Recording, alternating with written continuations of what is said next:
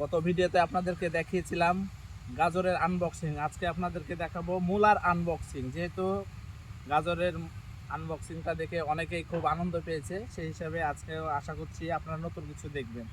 আপনারা দেখুন এই যে মূলাটা কিভাবে হয়। আসলে মূলাটা খুব বেশি মাটির ভিতরে থাকে না, এটা অনেক অংশ বেরিয়ে যায়, যার ফলে কিন্তু এই জিনিসগুলো খুব বেশি তুলতে কষ্ট হয় না। একটু মাটির সাইড দিয়ে একটু যদি সরণ করা যায় তাহলে অনেকটা হয়ে যায়।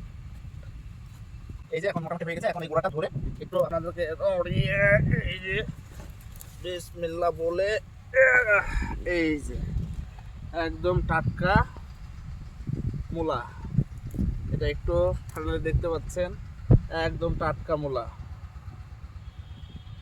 এইটা হচ্ছে একটা সফল বলা যায়।